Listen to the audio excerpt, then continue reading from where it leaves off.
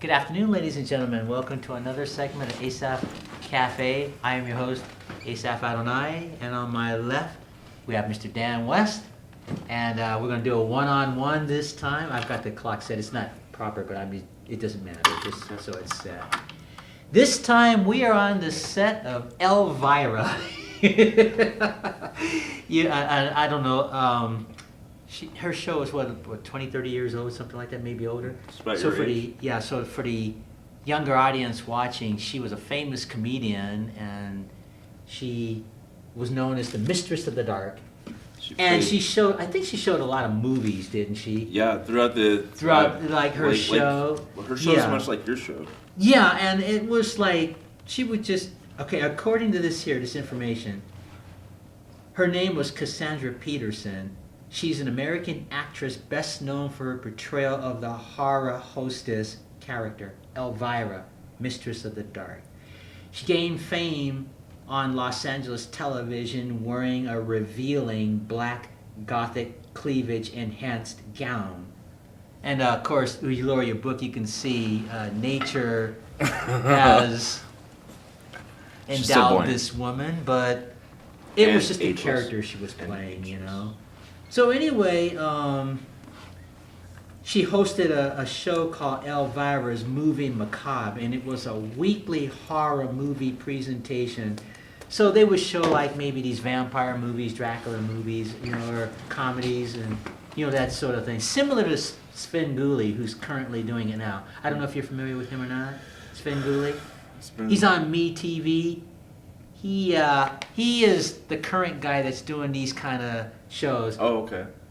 It's just like Elvira, only he wears this top hat. It's not like Ask a Ninja. No, and he sleeps in a coffin, standing up. Okay. You know, it's you just have to see it. It's on MeTV, Memorable Entertainment Television. Okay. And he's currently doing what this lady did some 30, maybe 40 years ago by now. No one does it better than her, though. Well, no, I realize that, and she's like the queen, I guess, or the best of the people who do these comedy movies. 'Cause like they would show like these Abbott and Costello movies, like, you know, Meet Frankenstein or something like that, you know. Or they may show some outrageous science fiction film, but that was the character she created, and it was very, very popular. I mean, really popular. So same comedy troupe that Pee Wee Herman. I can't remember this his is name. pre-Pee Wee Herman, I believe. Yeah, she was Elvira was part popular. of that same clubhouse. Remember that Yeah. So, and I have to admit, she was fun to look at too. She was hot. Come on, let's face it. And I'm not trying to be disrespectful. She was. Yeah, I don't think she takes it as disrespect. No, she was hot. You know. So anyway, but she's a good-looking actress in real life too. This is a picture that I found of her. It won't show up, I don't think, on camera, but great woman. Probably. Let's see if it'll show up on camera. Her name was Cassandra Peterson. Is she still alive? Yeah. Does it show up on camera? Yeah, That's the actress that played Elvira, so. Yeah.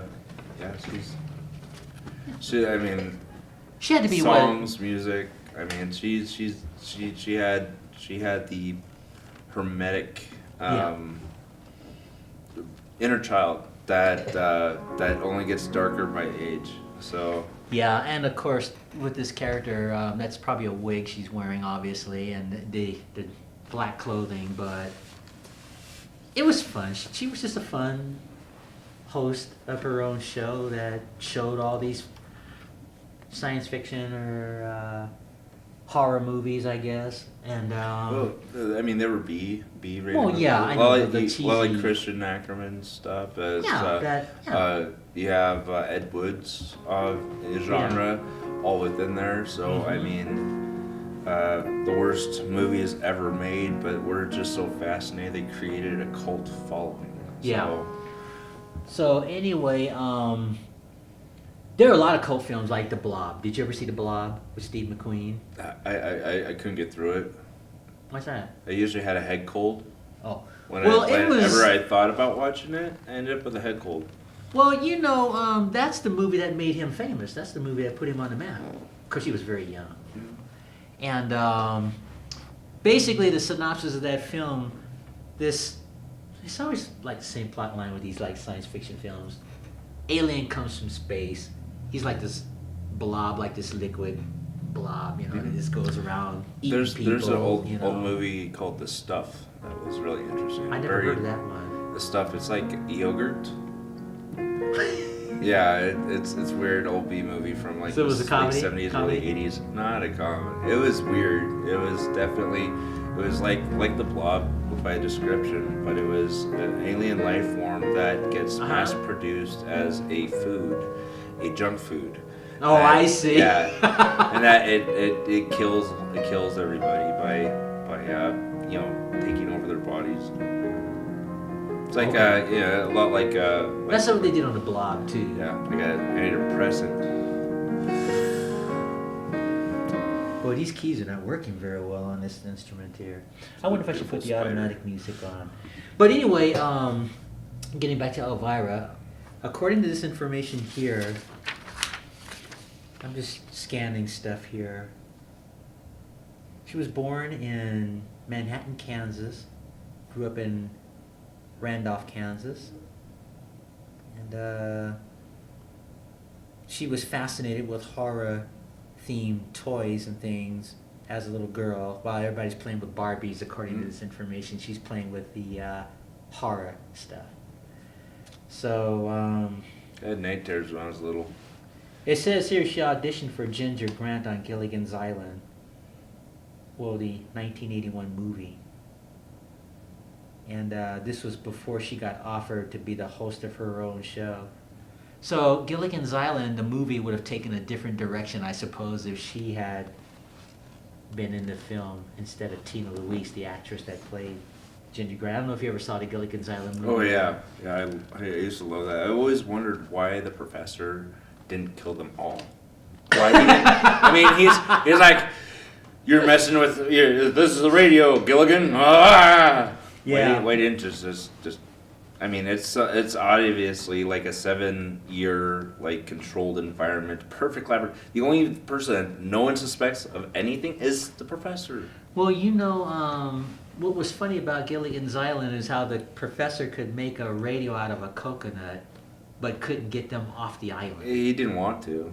Well, I don't know. I'm just saying that in the world of comedy, that was the joke that the comedians were saying. How come this guy that's so smart can't patch up 2 holes on a boat and get them off the island? Yeah. So that was part of the What comedy. was the experiment this professor was doing on these poor travelers? The 7-hour. Well, tour. okay. Do you know the synopsis of Gilligan's Island? Oh yeah. Basically, they were going on a 3-hour tour. 3-hour tour. On the and on the ship, the SS Minnow, and Gilligan was the shipmate to the skipper. Mm-hmm. And so when the Howells and Ginger and Mary Ann and all got on the original boat to take this tour, they got sidetracked with the thunder and the weather. Mm-hmm. That's how they got stranded on the island. That was basic synopsis of it. But it was funny because they could never get off that island. Everybody could get on the island and off the island except for the castaways. That was part of the comedy. Years later, they did a reunion. Yeah, where they actually got off the island. And and they didn't like civilization, so they went back to the island. Yeah. Like Ginger, she was a movie star, and of course, times have changed, and she had a higher standard of her appearance. She didn't want to do the like sleazy roles, I guess, or the roles, were exposed too much because she's from the old school. Not like Elvira, but it was tastefully done with Elvira, obviously. Oh yeah. But great sense of like in the movie, the Gilligan's Island, the movie, Ginger just didn't want to do the things that times had changed because they had been gone for 15 years, as far as television land, So eventually, the castaways, after they were disappointed with society and culture and stuff, they went back to the island, and then from there they built these island huts in the next Gilligan's Island movie, I think, if I recall. And then people started going to the island, for vacation and that sort of thing. But yeah, that was the synopsis of Gilligan's Island. And have you ever got a chance to see the The movie Elvira. I didn't see the movie, but I admit I did watch her show when I think I was in high school at the time. This has got to be 30, 40 years ago, I think, when she was in her heyday. Because it's 2019 now, and according to these notes, she's 67 now. Born September 17, 1951, so that would make her about 67. It's a lot of magic keeping her buoyant. Well, you know, she was a young woman when she did this character, obviously, and she's probably doing some wonderful things now, post Elvira, because I don't think she's doing this show anymore, obviously, not at 67, but... She still has quite a bit. I mean, she has a theme park. Oh, yeah, I'm sure. Dolly Parton has a theme park, yep. too. A lot of these people do all that. She has a theme park called Is hers... Not Scary Farm. Okay. Not Scary Farms. Not Scary instead yeah, of Not Scary? Not Scary. I didn't know that. Not Scary Farms. Yeah. She runs pretty much the entire park. So that's one huge achievement for someone that started modestly being not getting the Gilligan's Island part to having her own theme park. I don't think they have their own theme park. I mean, probably not. Who would want to, ooh, coconut. I don't know, there wasn't much to work with on Gilligan's Island, but I have to admit, as corny as that show is by today's standards, it worked at the time. And I don't know if you know this, the creator of Gilligan's Island, he created the Brady Bunch. Right. If you watch any of those shows, they're kind of similar. If you really look at it. Yeah. I'm trying to see if I can find any other information here on this lady here. Brady Bunch had a really dark side. Who? Well, they had like layers of comedy, like innuendos, double meanings, all that. Oh, other stuff. yeah. Well, the Brady Bunch, the movie had a lot of innuendos. Really. Well, they were more obvious, but the time period when they were making like 50s and 60s stuff like that. I mean.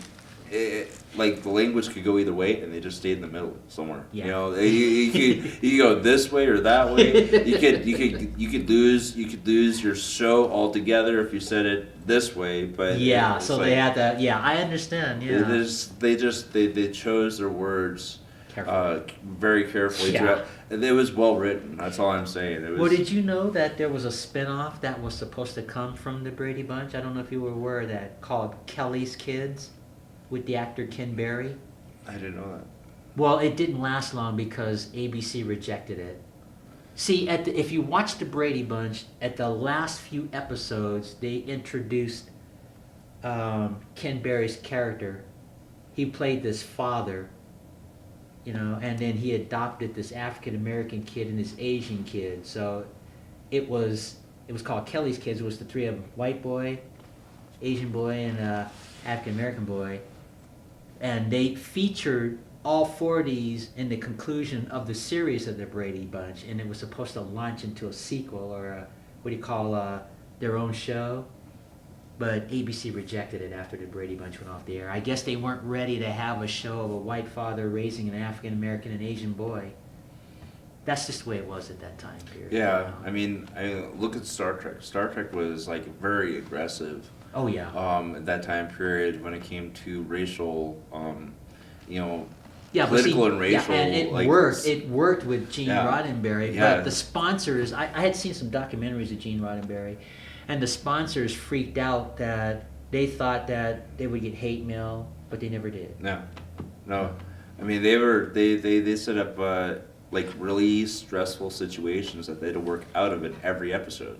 Every it's like they read the Sunday paper every single week. Like, okay, this is what we're gonna do. Mm-hmm. We're having this issue with Russia, China, and Britain. So we're gonna they changed. They went with the current events and just went on their pushing the envelope on how do we come to this conclusion? How do we make this a better conclusion? And they did that to pretty much every episode. Yeah. So I mean that time period, I think the media saved the world. So seriously, I think entertainment is constantly saving the world. Well, let's talk about Star Trek for a second. You saw the pilot episode of Star Trek? The Cage? I'm not talking about the Menagerie. I'm talking about the original. I don't remember it. But the original was called The Cage, and they didn't have William Shatner in this pilot. We're talking about the first original pilot of Star Trek. They had an actor named Jeffrey Hunter. He was a famous movie star, so he was the right person for that time period. Star Trek came out around the time of the Westerns. The Rifleman, Have Gun Will Travel, all those Westerns. I don't know if you know those My grandpa or not. loves all those. Yeah, the Bonanza, Gunsmoke, 1955 with James Arness. Where I'm going with this is, when Gene Roddenberry first wrote the pilot, he didn't want to do a Western in space, to shoot 'em up, because that would have been corny and it wouldn't have worked. So he decided to do episodes of the issues of the time period, pre-civil rights kind of thing, the hang-up that Hollywood had with mixing cultures and races and things. So that's why when he created the Enterprise, they had different nationalities and stuff. So in the first pilot, they had a woman who was the number one, what do you call it, the second in command. It wasn't Spock. Spock was on the Enterprise, but he was a younger officer at that time. So they had this woman who was the second in command. And actually, there were a lot of ladies in real life who wrote in, who does this woman think she is? Blah, blah, blah, because it was always June Cleaver stuff. It was, all that. So the audience weren't quite ready for a second in command who was a woman. But Gene Roddenberry was brilliant in casting this actress. And that was breaking stereotypes for women at that time period. And of course, like you and I mentioned, the nationalities, like, Chekhov being Russian, and Sulu being Asian, and Uhura being African American from, the African continent. And, the name Uhura is an African name anyway. So Gene Roddenberry had a good idea that he wanted to make his show relevant. So in this Cage episode, it was relevant. The characters. They didn't have Dr. McCoy then in the pilot. They didn't have Uhura in the first one. But they did have that woman. Her name was Number One, they called her. But NBC rejected the pilot episode, the original pilot episode. They liked the show. They liked the concept. They just rejected because the story was about Captain Pike being hijacked by these aliens that had the power to make you see anything they wanted you to see, or relive anything from your past. Delusions is what they were called.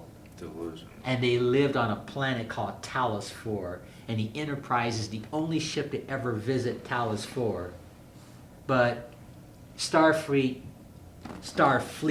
freaked out because of the power of the Thelosians, if that makes any sense. Kind of like when we were talking about that other, the day the world stood still. You know how people freak out? The last show we were just on. So they did that with Star Trek as far as Starfleet. They freaked out and they said that any ship that goes to Talos 4 is forbidden. And if you do, that's the only thing on the death penalty records. So anyway, NBC rejected the pilot, so they gave Gene Roddenberry a second chance. And when he did the second pilot, that's when he had William Shatner and Dr. McCoy and Scotty and those characters, and it worked. I think it would have worked the other way around too if you saw the pilot, the original pilot, because I have it at home in my collection. And so what they did, which was interesting, when they did the second pilot, which launched off the series, when they did, instead of the Cage, when they did an episode called The Menagerie, they used footage from the Cage, and that's why it was believable that these people were younger. Because they were younger from the time they did the Cage to the time they did the Menagerie, and it worked. Oh, wow. So just some history, a little Star Trek history there. But I'm totally into that whole living forever and staying young. So anyway, I just want to throw that bit of history as far as Star Trek. Gene Roddenberry was very brilliant to do writing of the issues, and of course, like, I know you probably weren't alive yet, in the early 60s, when the civil rights movement was just first coming into the scene. My mom was born in 62. So. Okay, so your parents and maybe your grandparents would be familiar with the civil rights. You know how that started, don't you? Basically, I'm talking about the civil rights movement of the '60s. Yeah. It didn't start with Dr. Martin Luther King. No. A woman named Rosa Parks. She was just an ordinary lady minding her business. She wasn't even thinking about no civil rights or whatever. History says that she had just done some shopping at a store. Mm-hmm. And she was tired, physically tired from the shopping. So when she got on the bus, she sat in the front seat. Mm-hmm. And, I'm kind of old enough to remember this. When African American people of the 60s got on the bus, they always had to sit in the back. Yeah. That's just the way it was. They had the drinking fountains, which you probably heard of, Mm-hmm. coloreds and whites. Mm-hmm. Isn't that ridiculous? But Mm-hmm. that's the way it was in my lifetime. So anyway, Rosa Parks gets on the bus. She's tired. And the driver said, "Ma'am, you're going to have to move in the back." And she's like, "I am not moving in the back. I've been shopping in the store all afternoon. I'm tired, and I don't want to pick up all this stuff and have to haul in the back." And the bus driver says something to the effect, "Well, ma'am, if you don't go in the back, we'll have to call the police." She said, "Call them." Yeah. They called the police. They arrested her. She wound up on the news. Dr. Martin Luther King, a very young Dr. Martin Luther King, saw it. And one thing led to another, which led to the civil rights movement. That's kind of a flyover. There's more to it, obviously, but No, there is a lot of. I mean, I'm just giving you a I'm flyover. a big Cab Calloway fan. Yeah, I like he's I a great like entertainer. Billie Holiday and Martin Luther King Jr., Malcolm X. Those things were through my the structure. I mean, I was really big into lore as well as into history, and those parts of me that wanted to know why people did the things they did. Yeah. How and why these things happen was the push to know more about those time periods before my time. It still is happening in the '80s, still is happening now. Well, You have they're just more stigma subtle of- about it because back in the day they would call you the N-word. You can't say that now. Well, when I You know. hear that word, I think of Nigeria. I think of the Yeah. Nigerians, Mhm. and it's a direct insult. It is. It's a very Yeah, insulting word. This is not just insulting our country and our people. It's also Yeah. insulting people in Africa, Right. Nigeria, That's and correct. right next door to each other. Mhm. I mean, someone wants to drop that word. I'm going to be like, "Where's the Nigerian art gallery? where do I put my money?" It's like, Yeah, really, someone's insulting me and telling me I need, so. Yeah, but I guess where I'm going with this whole thing is how ridiculous racism is. I think racism is the stupidest thing that. Yeah, I mean. And I don't know if you noticed about me. When I was a little boy, my father was stationed overseas in Taiwan, and I think I was like in the second or third grade at that time. And my parents used to go to Monday night football games that they had in Taiwan, Asian people playing, obviously. But what was interesting is at the end of these games, they would have poker. And my father would be in there with the Chinese, like those Richard Gere movies, there's like smoky room, everybody's playing poker. And my father was the only dark person in there. And do you think those Asian people cared about color? No, the only thing they liked was Money. green. Yeah. Money. Yeah. And as a little boy, I would watch that and I would think, this is so cool. Now, I didn't play poker, obviously. I was only a kid. But I got exposed to different cultures living overseas, and I learned that, hey, I don't care what color a person is. I don't care what their creed is. I don't care what their nationality is or their religion or, big deal. And, the people, I had a lot of Asian friends. They didn't care either. Those Chinese people playing poker with my father after the Monday night football games. Why is it always Monday? But anyways, Monday night. So, they didn't care. Nobody cares about that. What was that? Oh, yeah. Nobody cares. Is that your card? The king, yeah. Well, I didn't play. My father played. But where I'm going with this is I learned that it doesn't matter what nationality a person is or their creed or their color. People are people. You know what I mean? And that's what makes the world unique, fun to me. If everybody looked like me, this would be a dull planet. Yeah. Well, I mean, I've always identified identified that we're ugly to angels and gods. Oh, we have all this potential to do horrible things, and what keeps these I'm not trying to go into religion, but it keeps us from being destroyed either by each other or by unseen forces is one, not crossing the boundary to hurt another person. I mean, Plato and Socrates, these great arguments that they've had, no matter how long ago, these arguments of virtue are in my poetry, are in my stories, but they constantly add to a riddle of all mankind, and this clay that we are within that has all this potential. We have an unending. We have. There's a number. That is a fixed number. There's the potential we have as humans has no ending. Okay. And the more I've contemplated it, the more detail I've gotten of how and why. And for those who destroy the vessel, destroy this structure. I mean, there's only a handful of symbols, handful of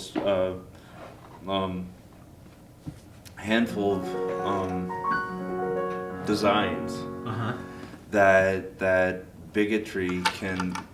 It doesn't accomplish anything. It destroys itself. Yeah. Judging people by the way they look, judging people. I mean, you could judge, accurately judge environments. There's a difference between discernment and judging. Discernment is using common sense, like if you don't want to put yourself in harm's way. Insight, foresight. Yeah, that's discernment. But judging is just looking at a person, forming an opinion about them when you don't even know them or have never met them. Yeah. And you spread that poison, I call it, which damages their character or whatever. That Bad is competition. That's a horrible thing to do to a person. Those people, when they're sent out away from all they know into outer darkness and regroup into another translation of government, they find themselves, they're either going to find themselves crazy or dead. Yeah. It's unfortunate. This is called Prelude in C. I don't know if you ever heard this song or not. Here we go. Have you ever heard that song? Yeah. Now I want to be fair. I wonder if your music. Yeah, we'll get to that. Hold on. Before you do, that's called the Toccata Fugue in D minor. It was written by Bach. Okay. That's not a scary, macabre song. I just want to set that right for the record. Do you know? They just use that song. Do you know anything in the Faded Fifth? No, I don't think I'd be able to do that. Faded Fifth they're usually it's a classical training. No, I'm sure it is. I just wanted to say that song is a classical song, and that song I played prior, Prelude in C, is written by Bach also. It's just they take those songs and they put them onto these movies, like The Funeral of the Puppets. Are you familiar with that song? That's the song they use on the Alfred Hitchcock theme song. Yeah. It's called the Funeral of the Marionettes. Marionettes means puppets for those watching that don't know. And it's a classical piece. It goes something like this.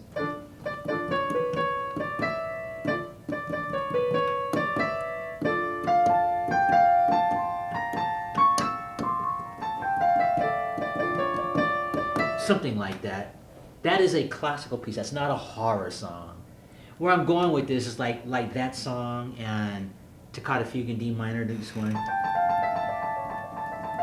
You notice that? It's the same song. It's the same song. Where I'm going with that is these aren't scary songs. They are legitimate orchestral classical pieces that somebody attached on there years later when television came out. So I just wanted to give that brief history lesson there so people know. Oh yeah, I mean the Gothic and the Baroque era, those were very dark times, and that's why they attached those to those horror genres. I understand, because there was very bloody, very dangerous times for a lot of people. But if you want to play the other side of that's probably not fair to the composer Bach that they would take his music and attach them onto, even if it's comedy, scary movies. But that's just the way it is. But that was just some history trivia I wanted to throw at the television audience. But the name of this song is called the Toccata Fugue D minor, and I'll do some. In fact, I'm going to turn this into the organ. Hold on a second. I don't think they meant to offend. I think No. compliment I'm not to being put critical. them I'm just saying that that's what they did.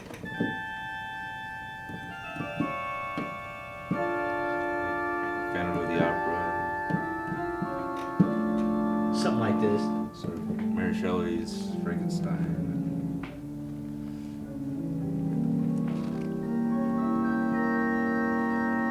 Totally a Penny Dreadful. Yeah.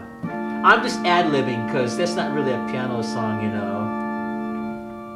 I don't know if we had any Nickelodeons that played this, but it was at those time periods raising money. I'm just picking it out.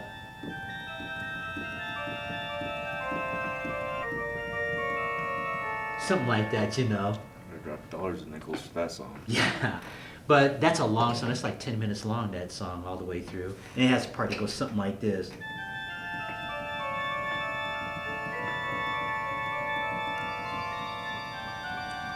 You recognize the part?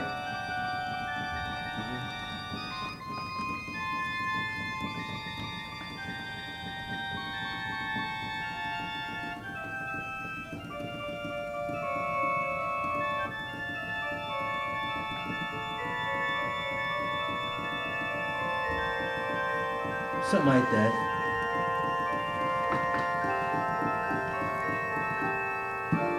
And that's it. I'm going to stop right there. That gives you an idea. It's pretty good. Well, it fits with our Theme. Elvira theme, since, you know, since they take all those classical songs and put them on horror films or cartoons like Bugs Bunny, you know, or whatever. But anyway, now let's talk about your book. Yes. Right now, I've given myself a deadline to finish writing this chapter. Let me see. Is this a book you're writing? It's one of many. It's part of a larger compilations I have, Moleskin and. I won't read it. I just want to just glance. So these are just notes on a book that you're writing.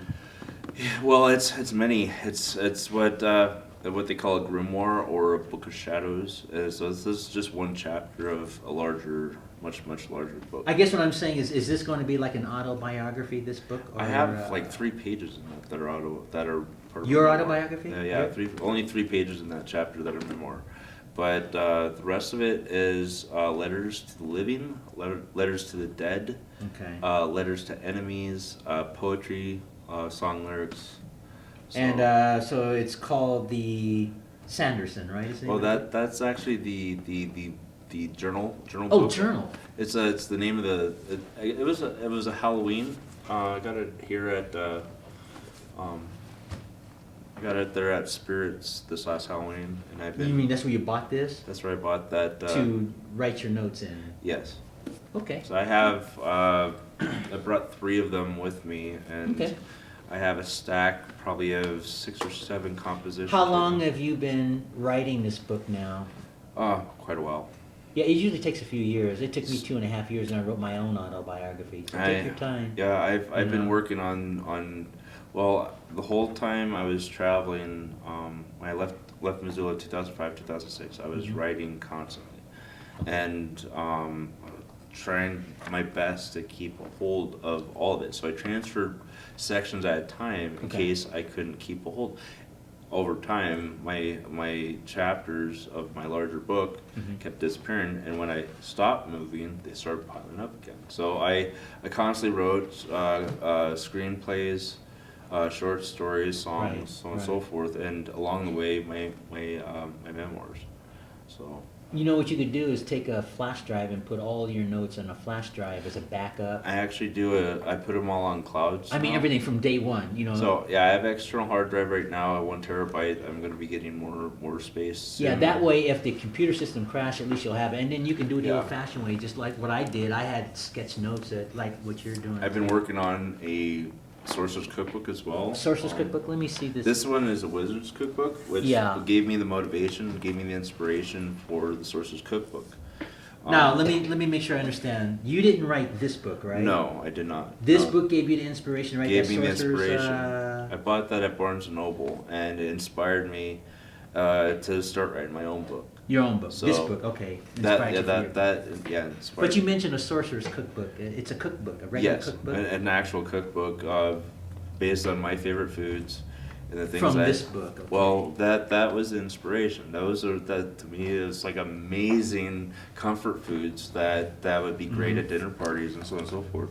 Okay. And for me, I was like, I've been working towards better nutrition. I mean, a lot of that stuff is nutritious. Well, I'm sure but it is.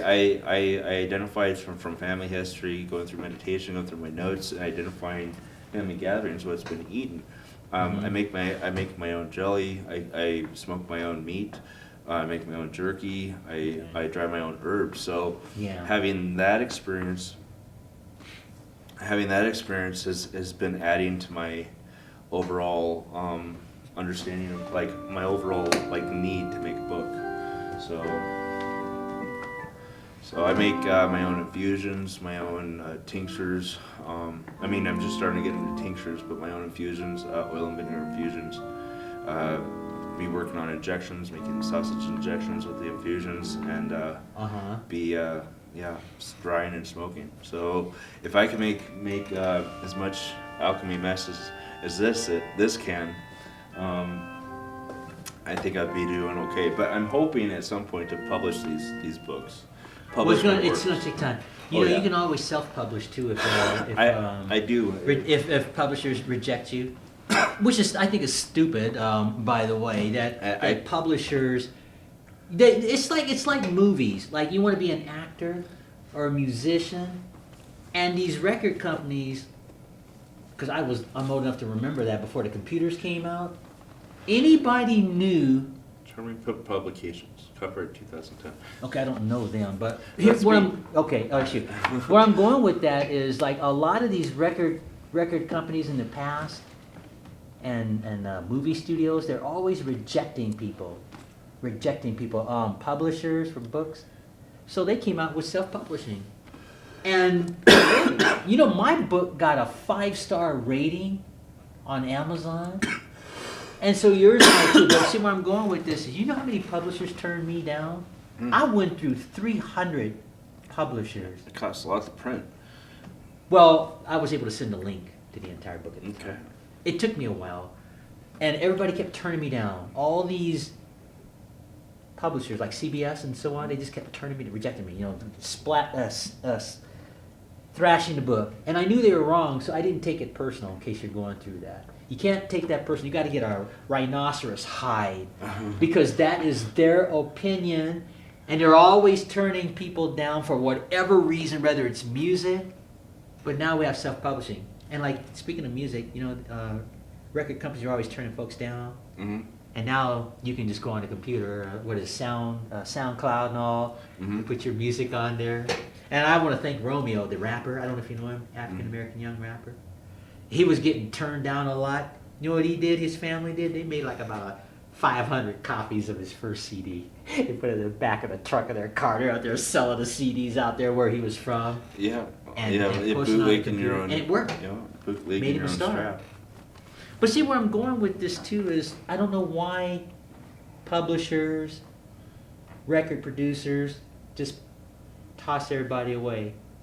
They just do, and it's stupid. They don't even check out the material. It's like, we can't take unsolicited material, right? And so then the unsolicited stuff turns out to be a hit. Turns out to be good. A lot of it's inventory. If you've never written a book before, they want to know who you would know, how many. But how? Okay, here's my question: how can you get a chance to write a book if they don't give you a chance? Because it's like that catch-22. You heard they say you can't. You should already know the business. This is what I was told. You should already know the business. You can't ask anyone for help. So I mean, I had to keep looking. But that's ridiculous because, like, when I was your age too in the music industry, and I've been to Capitol Records in real life at that time before the computers. They had a saying that said, "You can't do a union job until you become a member of the union, but you can't be a member of the union until you do your first union job." So it's like this catch-22. How do you break in? And by doing it.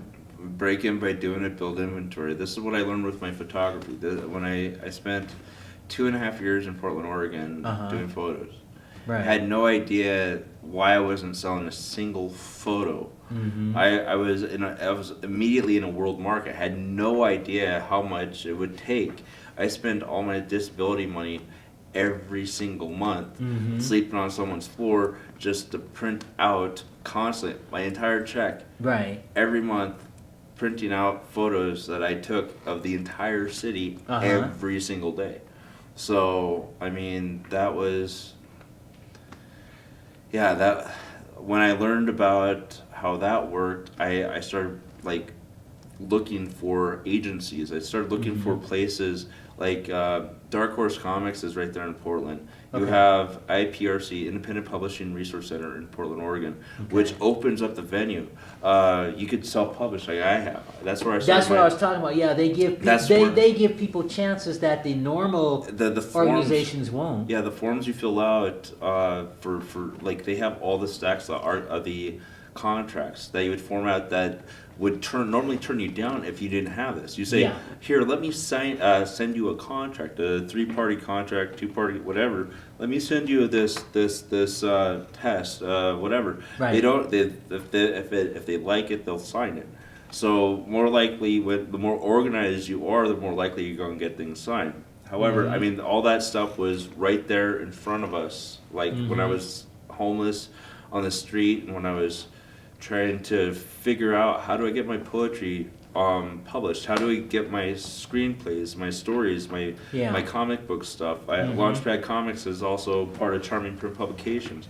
All that is who I am, and I just had to keep producing. I didn't have enough inventory. I had to fill up an entire room in order to sell one book. To sell one of these, I had to fill up an entire room of these. So that's what I learned, and I'm okay with that. Well, when you get to the point where you have that done, my suggestion would be just self-publish. You can go to Create Space now too, which is now Google, called Kindle Publishing. They're connected with Amazon. They switched over with Amazon. It used to be called Create Space, and now it's Kindle Publishing. I'm interested in working with Google Books right now, and then I think Amazon and all that. I think they're all connected now these days. But my point is that they give people chances that publishers and stuff from the old days just wouldn't. They would just turn everybody down. In fact, George Lucas, you familiar with him, Star Wars? Mm-hmm. I think you may have heard me tell this story. When he first wrote the script and the idea, and this was on the World News, by the way, when he wrote the idea for Star Wars, every major studio turned him down. So what he did was, I think he got some funding from a small plane, and probably his own monies. And they made Star Wars, and I think it made like $100 million from just thousands of dollars to make this. And do you know that every person from the major studios at the time that should have had the foresight to know that was a good movie, they were fired? Now, I don't want to see people lose their job, but what I'm saying is that if these publishers would give people chances instead of just saying, no, it's unsolicited, no, that sort of thing, and give people chances. With technology, we have YouTube. Yeah, you can do your own. I'm like, it's a long-term investment, it's a long-term investment. But however, it puts it out there, and once you have it out there, keep putting it out there. That's what I do. So I got a CD out there and I got my autobiography out there on the computer on issue.com, spelled ISSUU, issue.com. When all the other publishers were turning me down, 300 of them just about, and I get a 5-star rating. Anyway, it's just ridiculous that they turn people down. It's really stupid. They have a clique, they have a circle. And if you don't hang out with them, they're not going to accept you. Well, that might be true, but that's been like that. But they're cheating themselves like Star Wars, you know? It doesn't mean you need to kiss their butts. Make your own clique, make your own circle. Grow from where you are. And that's what we have here. I mean, Romeo did it. He's that young rapper. He's got like $1 zillion now. He's probably about 20 now or something. But my point is, his family, they had the foresight to just say, okay, these guys don't want to accept people or give people chances. Let's do it ourselves. And now with the computer, everybody gets a chance. Oh yeah. And I think that's the way it should be, instead of this inclusive. We the people. Yeah, leaving folks out. Not be grateful that we give you breath and yeah. You get that part of the room and we get the rest of that. Yeah, no. Do you know 45 minutes have already gone by? It's amazing. Isn't that something? It must be very comfortable with Elvira. Well, no. What I'm saying is, when I tell guests, like when we tape these shows, time goes by really quick, and I'm having fun. This is cool. I have to admit, I would have never thought to put my show on the set of Elvira. I think it's a good choice. I mean, I do too. Where you're wanting to go, I mean, it's an avenue you don't usually go. So I mean, it's an avenue that I like a lot, and I know. Well, I know you're more into the horror world than I am, but since you're this featured guest, I wanted to honor you by letting you. I think it was perfect, so we put ourselves. I wanted to give a shout out to MM Nutrition, if that's okay. Sure. Look at that camera. I want to MM Nutrition here in Missoula, Montana. Best supplements in town. GNC. I still like you guys. Fuel Fitness here in Missoula. Mm-hmm. I'm still trying to work out some sort of neighborhood thing where we have more variety with those three elements. I wanted to shout out to Western Montana Mental Health. I'm putting together an art show for this next Yule, and hopefully that my showpiece Ugly to Angels will be a hit. Amongst all the other showpieces that will be at the auction this next art walk at this next Yule. I'm doing organ music while you're doing that. Yeah, no worries. I didn't want to read this, but I will read it later. That's fine. We're running out of time anyway. Yeah. But you did get a chance to talk about your books and that sort of thing, and we squeezed ourselves in Elvira. It's funny. All the years I used to watch this lady on TV, I never thought I would see myself putting myself on her show. And if this lady ever sees this show, maybe she'll get a kick out of it. I mean, I know she's probably not playing the character anymore, but once this airs on television next week and gets in the computer world, you'll probably have a copy on your channel. You send it out. You never know. She may see this. I hope so. Cassandra may see this. Hey, let's say hi to her. Cassandra Peterson. I am Asaph Adonai. I'm the host of Asaph Cafe. This is Daniel West, and if you ever see this show, we placed ourselves on your show, you might say, So who knows? Maybe Cassandra will see this one day. I sure hope so. You never know. Yeah. You just never know. What do you think of the Oak Ridge Boys, Elvira? Did that have anything to do with her character, or was that just a coincidence that they liked each other? That's it. I mean, as far as I understand, there's another band. I can't remember the name of it. A rockabilly group, more modern. Okay. Elvira, mistress of the dark. Okay. No, I don't know. I can't think the name. Is that Oak Ridge Boys? That was more you. This one's more me. The whole rockabilly thing. But yeah. Yeah, but this lady here, I think, set the standard. If you want to say her, she's like the start of this whole hosting, for showing horror and so on.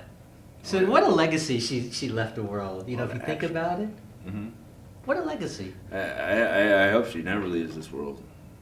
We need a spider that amazing. Well, we don't have control over that. She's already 67 now. And I assume she's not playing this character anymore physically, because when you're 67, you don't look like you did when you were 20, obviously. Come on, let's be honest. She's greater every year. No, I mean, I'm not saying she's not attractive now. What I'm saying is when you're in your prime, when you're playing a certain character, it's like Bruce Lee.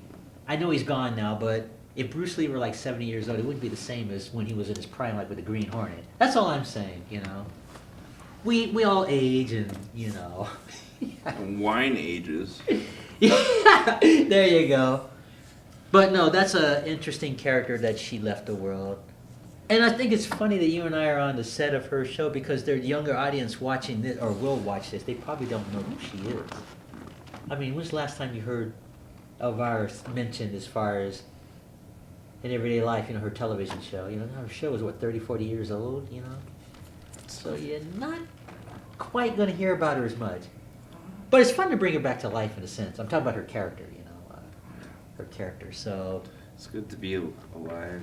Well, of course, yeah. I thank the good Lord every day I'm alive. So, but no, this is food for thought. But she left the world some, fun character. She probably showed a lot of Abbott and Costello movies and stuff like that too, along with the other crazy stuff that we talked about earlier and that sort of thing. You do realize your family's going to be watching this? I sure hope so. You're getting a copy of this as soon as we're done with this here. So, but I think it'll be fun. It might be. Who knows? It might boost my ratings on the cafe. More people might watch this particular episode. Yeah, that'd be it's good. Like Emmett. When Emmett started appearing on my show, more people started watching the cafe then.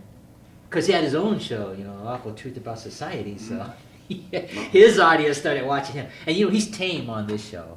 It's just portraying a different side. Oh yeah, no, I understand. So but that's fine. So Emmett, we love you, friend. But anyway, yeah, it's been a blast having Emmett on the cafe and stuff. And this show to me is a big blessing in my life. I enjoy it. It's silly, but it's fun silly. You know what I mean? Mm-hmm. Absolutely. We just hang out and chat. I'm not trying to convert nobody to save the world or anything. It's just a goofy little. All I could hope for is to save ourselves. Yeah, there you go. Well, we're out of time. 50 minutes have already gone by. And this was fun. And you're always welcome to be on the cafe. Absolutely. Love being here. Yeah, and it's fun talking to you. And this is what, your 6th, 7th time, I think, on this show? Whatever. I don't have to look it up. 3rd time within this last year, so. Yeah. But it's always fun having you on. Hey, you ought to see if you can get some of your family on here sometime. I'd like to. It's been really hard to get a hold of them right now. So. Well, we've had a couple shows, a couple cafes where we had some families. There was one guy that was on, I can't remember his name, his 2 sons were on with him. So we put ourselves on the set of the Green Hornet and Cato. Well, because they were kids, like 8 years old, 9 years old. And, well, look on the bright side. Even if your family can't be here, at least they're going to see you on Oh, yeah. All I can hope is to cause a ripple. To hear and see. Well, so. I would be most interested when you post this on your own thing and your own audience sees you on here, what it would be like, Yeah, it'd be nice. I think it'll be interesting. So who knows? Maybe Cassandra will see this one day. I'm not sure exactly how to post it. Well, I'm going to post it. I'm going to put it on Facebook and YouTube as soon as we're done taping this. So I was going to put if I can put it on YouTube. I'm not sure what setting to put it on. What license? No. Let me do it first, and I'll send you the link, and then you can take it from there. And the reason I'm saying that is because one time I had a guest on a few years back, and they put it on before I loaded it. Okay. So then I couldn't post it, even though it was my show. Oh. So I had to have him delete that or take it somewhere else. So it's easier if I post it myself under my name. Then when I send it out, there won't be any. What if you had Creative Commons? That's a licensing format you can set it up. Well, so people they can make copies. People are. Well, I always tell people they can make as many copies as they want once it's posted. It'll take me 5 minutes to post this thing on here. Now, how long are you going to be here today at the studio? Are you going to be here for a while? A little while. All right, I'll tell you what I'll do. As soon as we sign off, I'll load this episode on the computer and get that copy to you. Okay, thank you. Yeah, and I'll make you a copy on DVD that you can take home. Now, this isn't going to air till next week or the week after, because it's 2019, and Lori, I have to record. You mean shows for to MCAT.org? Yeah. So it'll be on either next week or the week after, but you'll have this in advance. You'll have the link. I'll send it all to you as soon as we sign off here. Okay. And feel free to do whatever you're going to do with it. Okay. Send it off, whatever. I always tell my guests. Cool. So if I were to re-edit, put it in video art, that's fine. It's my show. All right, cool. I'm just telling you can do it. But let me give me about 20 minutes, or not even 20 minutes, 15 minutes of just. I have to get it on the computer system first, under my name, so that then people can use it. Because if somebody else loads it before I do, then I won't have access to it. Okay. See what I mean? Even though it's my show, so. But you're gonna be here anyway, so. Yeah. I'll put on that day, the day the Earth stood still. I'm gonna watch some of that. That's pretty cool. I'd like to see some of that video you were watching of her cook show. Was it cook? Oh yeah, it basically suggested videos on YouTube. I like watching watching. Yeah, I'd like to look at. If you don't mind, I'd like to look at some of that there. So she has a lot of good things to look at. Yeah. On YouTube. Oh, yeah. We could take that. We could take that anyway. She was a gorgeous lady. On that note, bad boy. Any final words? We're out of time. What? Okay. What's normal to the fly is chaos. No, wait. How's it go? What's chaos to the fly is normal to the spider. Mm-hmm. What's chaos to the spider is normal to the frog. Okay. The bullfrog eats everything. That sounds like that song about the little old lady. You remember that one? There was an old lady who swallowed a fly. I don't know why she swallowed a fly. I guess she'll die. You remember that song? Yeah, I remember that song. I know an old lady who swallowed what was it? She swallowed a spider that wiggled and tickled inside her. Who thinks this up? Very So she ate the fly, then she ate the spider, then she ate the bird, then she ate the cat, then she ate the dog, then she ate the horse, and she's dead, of course. Oh well. You gotta put it together with a song. It was a silly little children's song. And I can't believe we used to sing that when I was a kid. But that was it. Well, Dan, thanks. And anytime you want to be on the cafe, so I'm going to sign off now. We're out of time. Yeah, thank you very much for having me on. It was fun. Thanks for the idea, Elvira. I wouldn't have thought of it. So, Cassandra, again, this is Dan West. I'm Asaph Adonai. If you ever see this, we just put ourselves on your set. So, until our next show, Maranatha. I'll do an organ version.